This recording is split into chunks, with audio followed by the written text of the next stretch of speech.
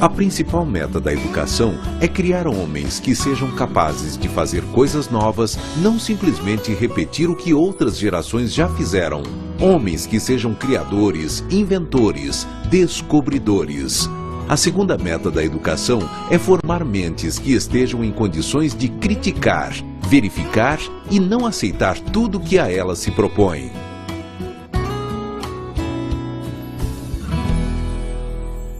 Olá! E é sobre esses homens descobridores que vamos falar hoje, sobre a teoria de Jean Piaget. A teoria de Jean Piaget fala justamente de como o homem descobre o mundo, de como o homem conhece o mundo. Então, vamos falar sobre teorias do conhecimento e da aprendizagem. Primeiro, antes de falar sobre as teorias da aprendizagem, especificamente a teoria do Jean Piaget, precisamos saber quem foi Piaget. Piaget foi um suíço, nascido em 9 de agosto de 1896, na cidade de Neuchâtel. Se interessou inicialmente, desde seus 11 anos de idade, por estudar moluscos, aquelas conchinhas, os caramujos que a gente costuma ver assim no jardim, só que ele se interessava por estudar os moluscos de lago, até porque na Suíça tem muito lago, e ele começou a tentar descobrir, a desvendar o mundo da biologia, porque Piaget também foi biólogo, nessa época, aos 11 anos de idade. Imaginem só, dos 11 até os 18 anos de idade, Piaget conseguiu escrever artigos e publicar artigos em revistas importantes da área de ciências biológicas, lógico, biologia era o que ele estudava, e desse estudo com os animais, Piaget partiu para o estudo dos seres humanos. Mas como será que foi a transição do Piaget dos animais para os seres humanos? Piaget, ao estudar os moluscos especificamente, começou a observar que dentro desse processo da biologia, do desenvolvimento biológico, também existiam outros processos, que nos seres humanos eram mais complexos. E ele quis justamente entender como acontecia essa complexidade, ou seja, se existe um desenvolvimento biológico também no ser humano, por que não somos iguais aos animais? É claro que essa resposta a gente já sabe há muito tempo. Não somos iguais aos animais porque temos raciocínio lógico, racionalidade.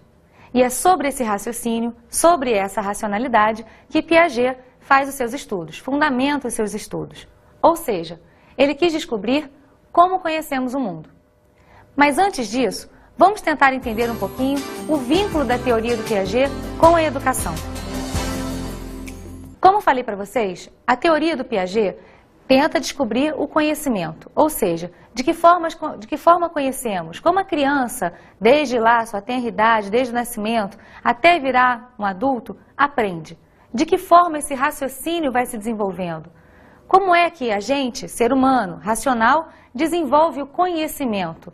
Então, de que forma aprendemos? Foi justamente pela educação ter observado esse tom da aprendizagem na teoria do Piaget que ela se interessou pela teoria. O que isso significa? Significa que a teoria do Piaget não é uma teoria educacional, mas sim uma teoria que foi apropriada pela educação. Piaget, quando faz a sua teoria, quando monta a sua teoria, faz tendo seu vínculo com a psicologia. Mas é importante a gente pensar, de que forma a educação se apropria desse conhecimento? Os educadores, quando olham na teoria de Piaget alguma coisa que explique sobre o conhecimento e sobre a aprendizagem, eles reconhecem ali alguma coisa que pode ajudá-los no cotidiano da sala de aula, na escola, no dia a dia com seus alunos, a responder, por exemplo, por que meus alunos aprendem de forma diferente? Por que uns aprendem mais rápido que os outros? E justamente por isso, a educação toma o Piaget como referência. Piaget é muito mais apropriado como referência na época da Escola Nova, década de 30 até a década de 60. E a partir daí, após essa apropriação, outras escolas, até os dias de hoje, continuam ainda usando o referencial do Piaget. Não que isso não seja positivo, de forma alguma. As teorias psicológicas sempre são importantes para dar base ao conhecimento educacional.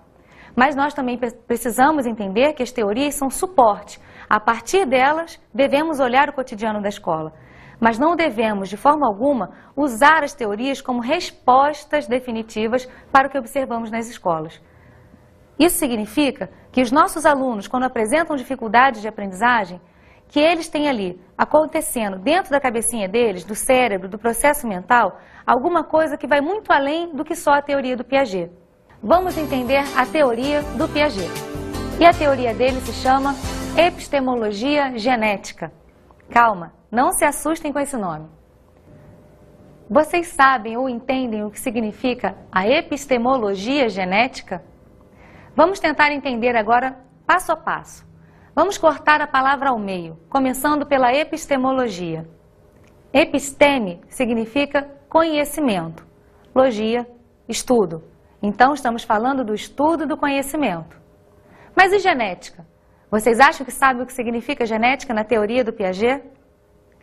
Vou começar explicando então o que significa genética. Para Piaget, genética nada tem a ver com a transmissão dos conteúdos hereditários. Esses conteúdos do DNA que a gente tanto ouve falar todos os dias nas notícias de jornal. Para Piaget, genética significa origem, vem da palavra gênese. Então, estamos falando da origem do conhecimento. Estamos falando mais propriamente ainda de um estudo da origem do conhecimento. Epistemologia genética, estudo da origem do conhecimento. Foi isso que Piaget fez. Quis entender como conhecemos o mundo. Mas como conhecemos o mundo? Como acontece a aprendizagem? Não foi só Piaget que se fez essa pergunta. Vários foram os teóricos que se perguntaram exatamente a mesma coisa. Mas Piaget, como já tinha estudos de biologia, já conhecia boa parte do desenvolvimento humano, tentou responder a essa pergunta que ele mesmo se fez, partindo dos processos biológicos. Isso significa que Piaget foi olhar lá dentro do nosso processo maturacional, ou seja, do desenvolvimento humano, desde quando somos crianças até a nossa fase adulta, como que a gente ia aprendendo. De que forma o nosso cérebro ia associando ou assimilando os conteúdos que aqui estão nesse momento. Então, ao falarmos de teorias da aprendizagem, teoria do Jean Piaget, e mais especificamente em construção do conhecimento, ou como conhecemos o mundo, estamos falando exatamente desse processo que vai da infância até a fase adulta e do processo mais específico de captar as informações do meio para dentro do nosso cérebro, para nossa mente. Isso não é fácil, para ninguém. Todos nós passamos por esse processo. E todos nós também encontramos dificuldades ao passar por ele. A gente não consegue aprender tudo o que quer. E não é todo momento que estamos preparados para compreender aquilo que nos dizem, aquilo que lemos. Então, não se preocupem se agora, exatamente nesse momento, vocês também não estiverem entendendo o que eu estou dizendo. A aprendizagem ocorre, para Piaget, de uma forma muito específica, a partir da ação do sujeito sobre o objeto. Agir sobre o objeto, para Piaget, é interagir. Por isso também ele é conhecido como um teórico interacionista. Quando ele fala da ação do sujeito sobre o objeto, está falando de uma interação entre esses dois. Mas quem é sujeito e quem é objeto? Sujeito em Piaget é o sujeito do conhecimento, aquele que vai conhecer.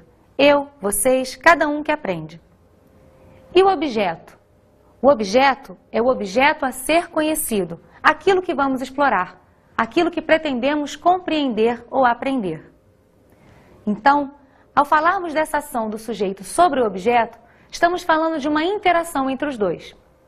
A teoria do Piaget, epistemologia genética, também é conhecida como teoria construtivista, justamente porque, ao falar sobre essa ação do sujeito sobre o objeto, fala que o sujeito, ao interagir com o objeto, constrói para si um conhecimento. Então, ao construir conhecimento, aprende.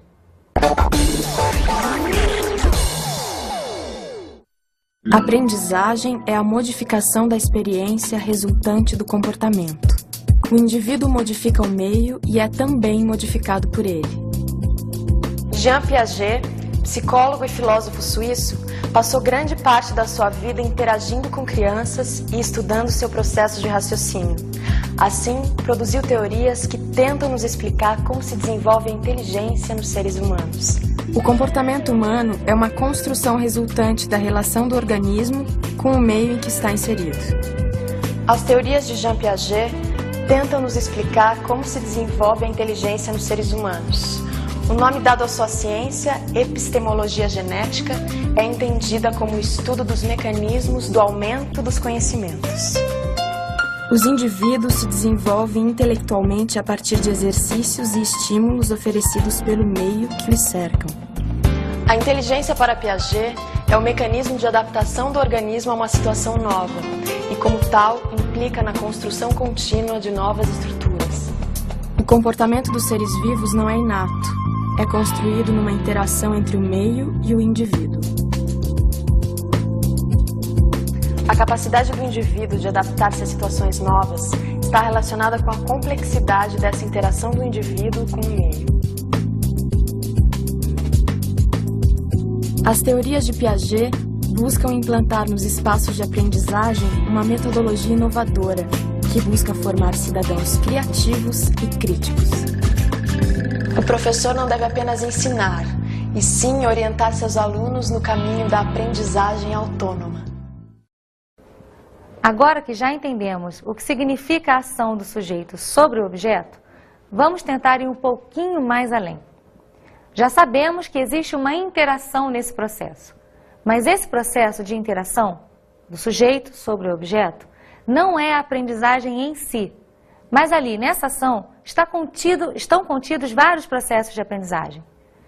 A isso a gente chama de equilibração majorante. Com calma. Equilibração majorante. Equilibração fala de um equilíbrio.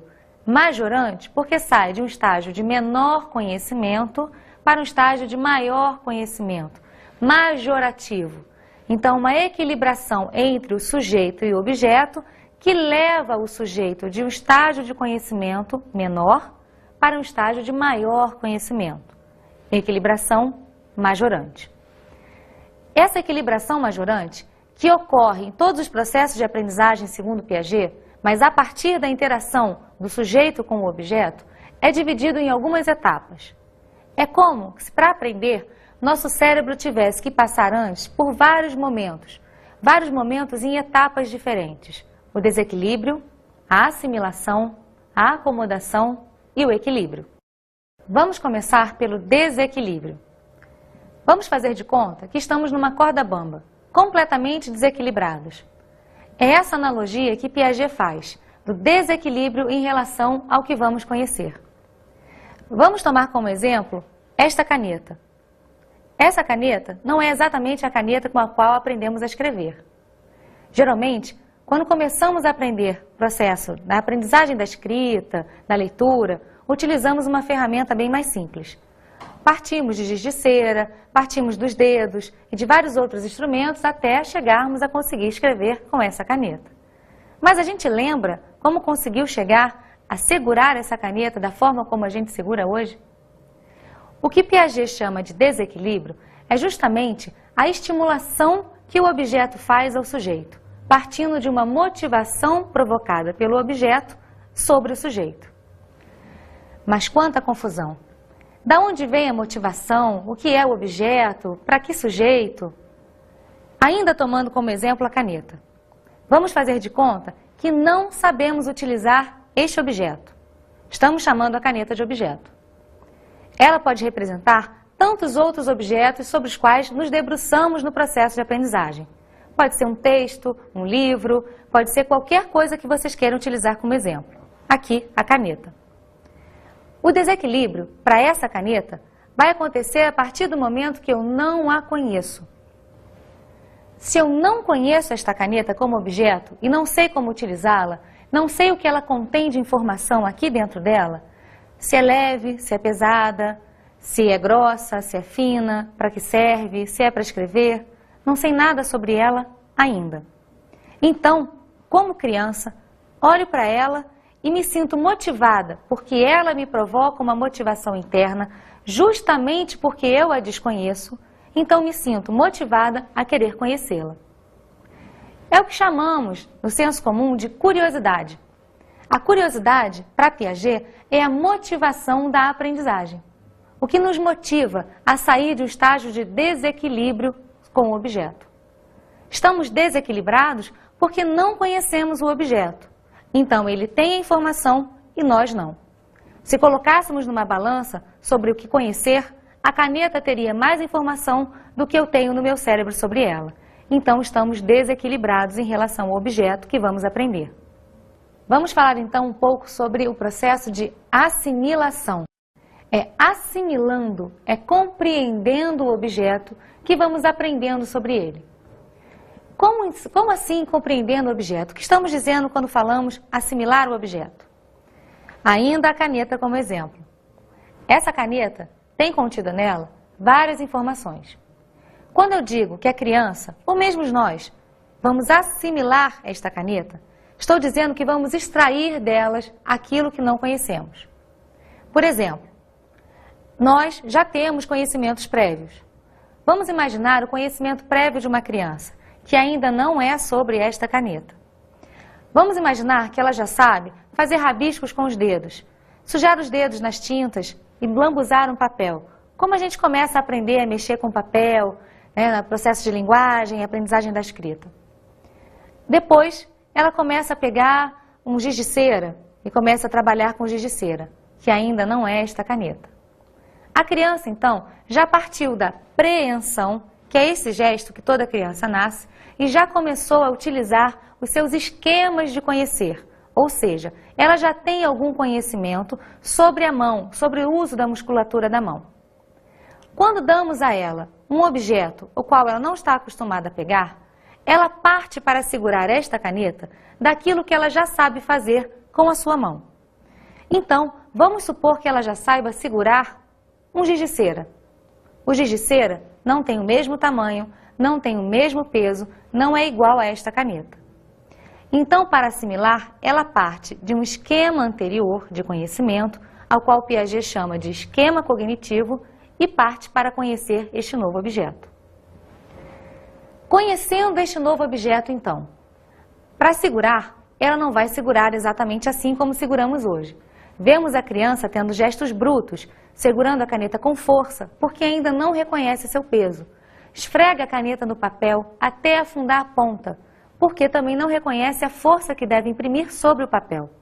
E somente aos poucos, conforme vai extraindo da caneta as informações sobre peso, forma, utilização, é que a criança vai se apropriando desse novo conhecimento, ou melhor, desses novos conhecimentos trazidos por esse objeto caneta, e vai guardando essas novas informações junto aos seus esquemas cognitivos anteriores. Ou seja, ela agora tem lá, guardado na memória, guardado no seu cérebro, outras formas de conhecer. Ela já tem mão, utilização da musculatura, segurar giz de cera, segurar hidrocor. É dessa assimilação, dessa junção, dessa compreensão do objeto, que partirmos para nos acomodar ao objeto. Essa palavra acomodação também não é nova para nós. Utilizamos inclusive em biologia. Já está acomodado? Ou falamos até no dia a dia, no senso comum, você já se acomodou? Já está acomodado? Já está confortável? A criança também precisa estar confortável. Confortável em relação ao que ela aprende. Não só a criança, como todos nós no processo de aprendizagem.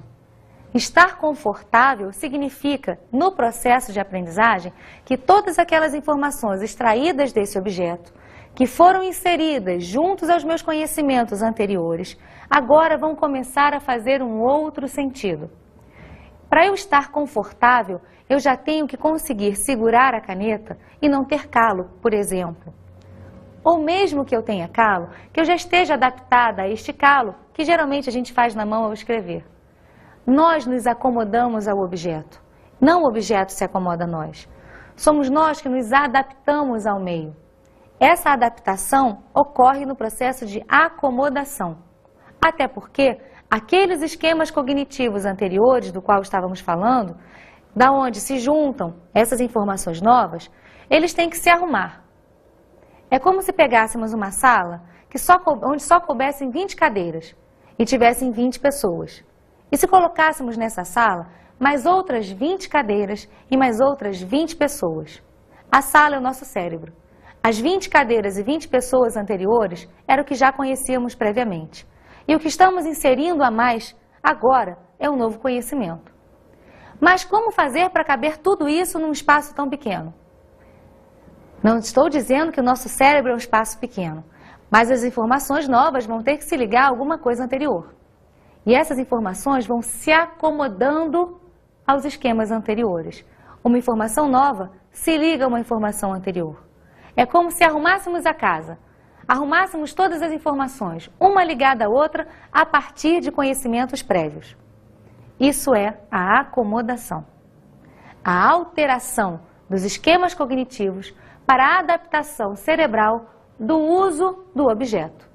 Então agora, para usar essa caneta, eu não vou precisar mais partir daquele esquema giz de cera ou mão no papel e já vou utilizar um esquema novo que é justamente o esquema adaptado à caneta, o de segurar da forma que me é mais confortável.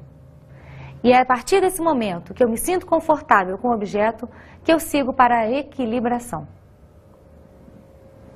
Na verdade, seguimos para o equilíbrio. A equilibração é o nome completo de todos esses processos. Mas vocês vão encontrar nos textos escritos equilíbrio, equilibração, querendo falar exatamente sobre o momento real da aprendizagem. Equilíbrio, em relação a esta caneta, significa aprendi. Estou equilibrado com a caneta, ou seja, ela não me traz mais nenhuma dúvida. Não tenho mais que extrair dela conhecimento que eu não tinha antes. Se a gente lembrar, quando nós falamos sobre o desequilíbrio, dissemos que a caneta, se colocássemos numa balança, tinha conhecimentos que nós não tínhamos. Então, no equilíbrio, a partir do processo de assimilação e acomodação, vamos extraindo dela todas as informações necessárias até nos equilibrarmos com ela. Até podermos dizer que aprendemos a usar esta caneta. Para os estágios de desenvolvimento cognitivo. Para isso, preciso resgatar ainda com vocês algumas coisas da equilibração majorante. Segundo Piaget, como vimos, a aprendizagem se dá o tempo inteiro a partir do processo de equilibração majorante, ou seja, da saída do desequilíbrio até o equilíbrio, passando pela assimilação e pela acomodação. Mas será que aprendemos da mesma forma desde quando somos crianças até a nossa fase adulta? Piaget se fez essa pergunta e foi observando os desenvolvimentos infantis, adolescentes e adultos que ele começou a entender que o processo de aprendizagem ocorre de forma diferente nos diferentes estágios, ou seja, nas diferentes faixas etárias observadas. Para Piaget, a equilibração majorante ocorre o tempo inteiro, ou seja, qualquer que seja a fase em que estamos de desenvolvimento cognitivo, vamos aprender a partir da equilibração majorante, interagindo com o objeto, agindo sobre o objeto, equilibrando. Mas, em cada momento, em cada etapa da nossa vida, em cada estágio de desenvolvimento, e são 4 e vamos falar deles, nós vamos apropriar novos conhecimentos, vamos modificar alguns conhecimentos, até porque, conforme equilibramos, desequilibramos outra coisa. O tempo inteiro estamos em constantes equilibrações e desequilíbrios.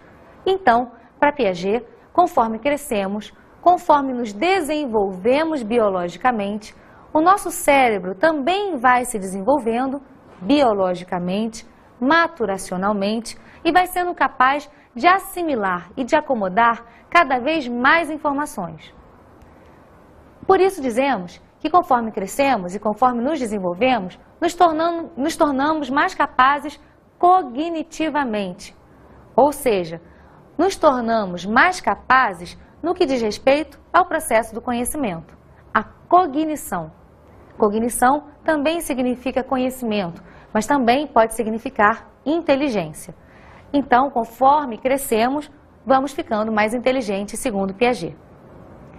É claro que não vamos falar aqui da inteligência, dessa comparação do senso comum, quem é mais inteligente que o outro. Mas vamos falar de uma inteligência que é biológica, ou seja, do que temos já preparado biologicamente no nosso cérebro, das condições que já temos para aprender, que são diferentes para cada pessoa. Então, cada um de nós vai ter a sua própria inteligência. E é a partir dessa inteligência que Piaget divide os estágios de desenvolvimento cognitivo. É observando a forma como vamos apropriando essa inteligência, a forma como vamos aprendendo e tendo cada vez mais uma inteligência específica, observando crianças, adolescentes e adultos, que Piaget sistematiza a sua teoria. Ou seja, ele divide a teoria em 4 estágios de desenvolvimento cognitivo: sensório-motor, pré-operatório, operatório concreto e operatório formal ou lógico-formal. Esses estágios de desenvolvimento cognitivo, segundo Piaget, nada mais são do que os processos mentais da aprendizagem. Ou seja, se crescemos, o nosso corpo também cresce, e assim ele se desenvolve biologicamente, se desenvolve cognitivamente. Então, como vimos agora há pouco, somos mais capazes de retirar do meio, de extrair do meio sobre o qual vivemos e sobre o qual agimos, mais informações. O estágio sensório-motor é o estágio da inteligência sensório-motora, ou seja, é o estágio da inteligência onde nos utilizamos para extrair informações do meio em que vivemos, o nosso mundo. Nos utilizamos dos nossos sentidos, sensório, e dos atos motores, motor. Então, sensório-motor fala de uma aprendizagem que é sensorial e motor ao mesmo tempo. Esse estágio ocorre mais ou menos entre 0, ou seja, do nascimento, até mais ou menos os 2 anos de idade. É claro que não somos exatamente sensoriais e motores até os 2 anos de idade. A gente precisa entender que quando Piaget fala dessas fases de desenvolvimento cognitivo, ele não diz que elas são fixas, que é um erro quando nós vemos na escola os professores acharem que fez 2 anos, então já tem que passar para uma outra etapa cognitiva. Não é assim que ocorre. Então, no sensório-motor, a criança extrai do meio no qual ela vive as informações através do olfato, do paladar, do tato, da sinestesia, ou seja, das sensações. Como, por exemplo, como reconhecer a mãe. A criança reconhece a mãe inicialmente pelo cheiro do leite, depois reconhece sua voz, depois reconhece seu toque. E a partir dessas interações mãe-bebê, ou seja, a principal interação da vida de uma criança, é que ela vai conseguindo inicialmente extrair as informações necessárias até para a sua sobrevivência. E são essas informações iniciais, amplamente sensoriais, que vão dar à criança o significado ou as significações de tudo aquilo que ela aprende. Nesse estágio, bem pequenininha, a criança ainda não tem representação mental, ou seja, o que dizemos a ela ainda não forma uma imagem. A representação mental passa a surgir logo à frente, depois que a criança, nessas interações com a mãe, parte a interagir também com outras pessoas, o pai, os familiares, e dessas interações vai extraindo novas informações. E a interação motora é justamente a partir das brincadeirinhas que nós fazemos com a criança. A criança nasce se movendo, mas ela aprende a se movimentar especificamente a partir do gestual que nós temos com ela. Mas, como vimos, a criança dessa idade ainda não tem especificamente uma representação mental. É de 0 até em torno de 2 anos que ela começa a construir o principal objeto que vai constituir a sua aprendizagem dali para diante, a linguagem. É entre 1 e 2 anos que a criança adquire aquela fala que chamamos de tati-bitate. Essa linguagem que chamamos tati-bitate é justamente quando a criança começa a falar com a gente o dadá, gugu e outros exemplos, outras singularidades, outras silabações que a criança acaba utilizando, como naná, dadá, dedeira, totó. Essa linguagem do tati-bitate significa que a criança já está adquirindo a representação através da linguagem, porque quando ela fala, ela começa a associar ao que ela fala uma imagem mental. E é a partir da linguagem que ela forma essas representações mentais. E é justamente quando a criança já começa a assimilar, já começa a associar o que é dito com uma imagem mental interna, que a gente diz que ela passou para o estágio pré-operatório. O estágio pré-operatório é marcado por uma identificação muito clara na criança, a conservação das massas. Segundo Piaget, isso é uma lei a lei da conservação das massas. Trouxe aqui duas massinhas, e não é por causa disso que o nome dessa parte da teoria é conservação das massas, massas, volumes, quantidades, mas eu trouxe a massinha porque é um exemplo mais claro. Vamos entender o que é a lei da conservação das massas na prática. Para a criança, existe apenas o caminho de ida no período que fica em torno, mais ou menos, dos 2 aos 7 anos de idade. Ou seja, ela compreende o processo da aprendizagem no caminho de ida. Como se dessemos o exemplo, faça o caminho da saída do seu quarto até o portão da sua casa. E a criança diz, saio do meu quarto, passo pelo corredor, passo pela cozinha, pela sala, pelo portão da frente, estou na rua. Agora faça o caminho inverso, da rua para o seu quarto. A criança não será capaz, em torno dessa faixa etária, ainda de fazer o caminho inverso mentalmente. Por isso dizemos conservação. É como se a criança fotografasse aquilo que aprende, ao invés de fazer como um filme. Então, na hora de rebobinar a fita, ela não consegue, porque as fotos não têm ligação de imagens entre si. Também acontece quando falamos a criança na escola e falamos para ela, quanto que é 1 vezes 2? E ela nos diz, 2. E quanto que é 2 vezes 1? Isso eu ainda não aprendi. Ou seja, o caminho matemático ou lógico inverso, ela ainda não aprendeu. Isso fica claro nas experiências clássicas de Piaget. Essas duas massinhas, vamos fazer de conta que têm exatamente o mesmo peso, o mesmo volume e a mesma forma. Foi uma tentativa de aproximá-las. Vou fazer dessa massinha uma bolinha. Vou tentar fazer uma bolinha. Vamos fazer de conta que aqui tem uma bolinha que uma criança fez. Nesse momento, que essa massinha é produzida, que essa bolinha é produzida a partir da massinha, a criança está observando, ela é espectadora aqui na minha frente, vendo eu fazer esta bolinha. Eu já disse a ela antes que as massinhas são iguais, mas fiz uma bolinha de uma. E de outra, fiz uma outra forma, conhecida como salsicha. Geralmente, quando trabalhamos com massinha, ou quando a criança mexe com massinha, ela faz uma salsicha da massinha. Ela pega a massinha e esfrega na mesa. Com isso, a massinha vai se esticando e se alongando. Pronto, já temos uma massinha mais alongada, esticada, e outra redonda. Então partimos, como sabemos, de massinhas iguais, de mesma forma, mesmo peso, mesmo volume. E agora eu pergunto para a criança, qual é a maior?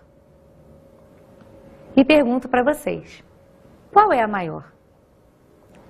Isso depende do referencial que a criança tem de resposta.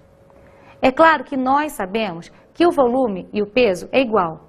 E se eu pergunto para a criança, onde tem mais massinha?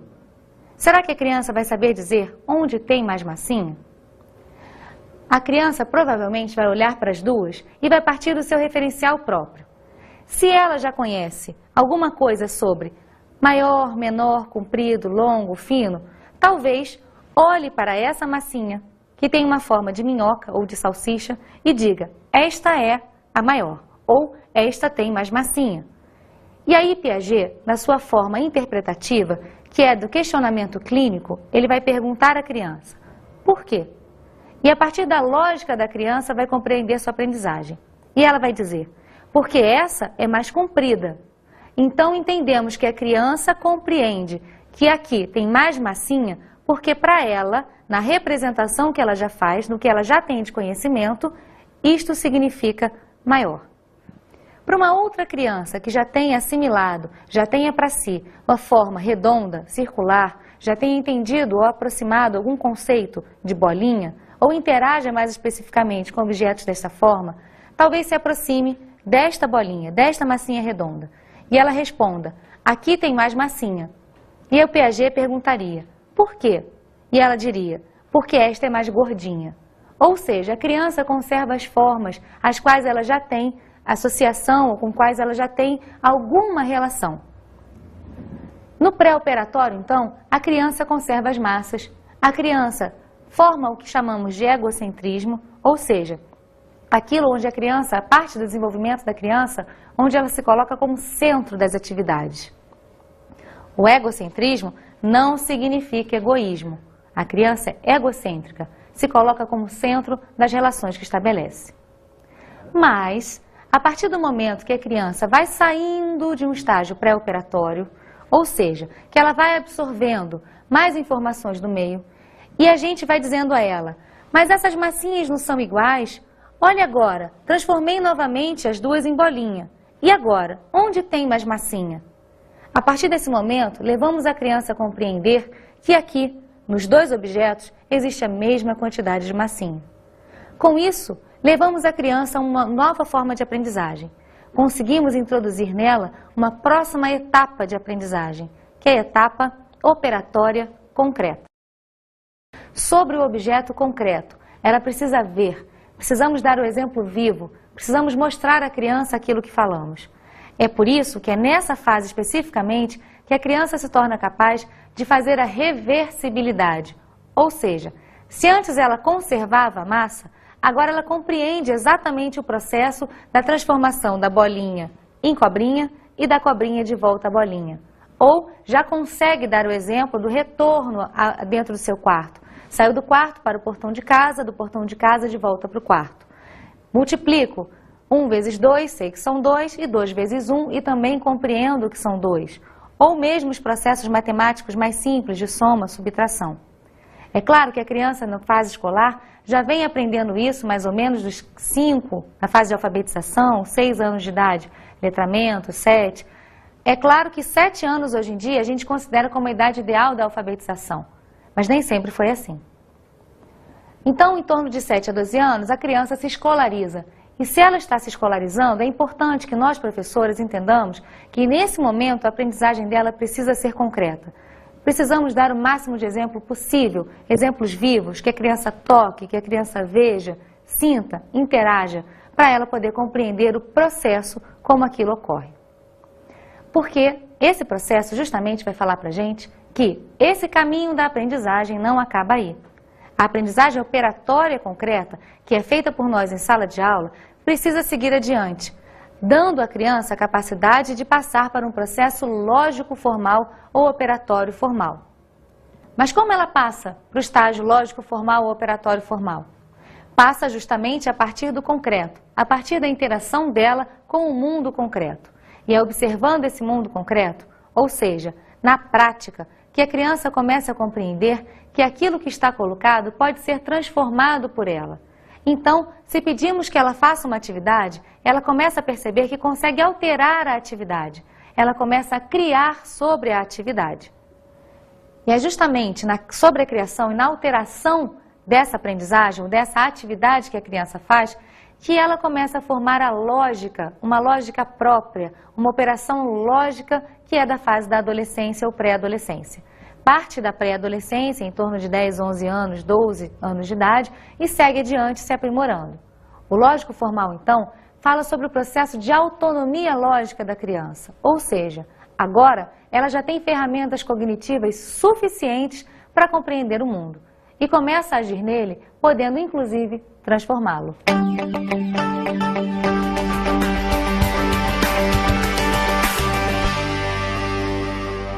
Então, para que vocês possam se aprofundar nos conhecimentos sobre a teoria de Piaget, trago hoje para vocês 3 dicas de estudos.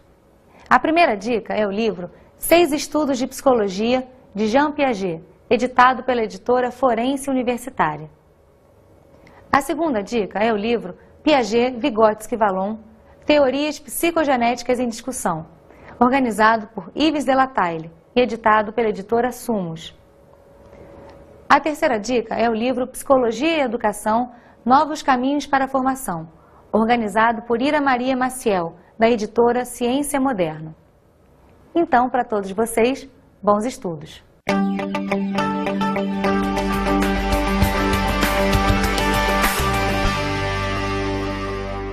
Na aula de hoje, estudamos as teorias de Jean Piaget. Vimos como ocorre o processo de desenvolvimento da aprendizagem da criança, passando pelos estágios de equilibração majorante, que vão do desequilíbrio ao equilíbrio, passando pela assimilação e acomodação. Vimos a epistemologia genética e conhecemos os estágios de desenvolvimento cognitivo. Compreendemos também que a criança passa por várias etapas de desenvolvimento cognitivo, passando pelo sensório-motor, pelo estágio pré-operatório, o operatório concreto e o lógico formal. Bons estudos!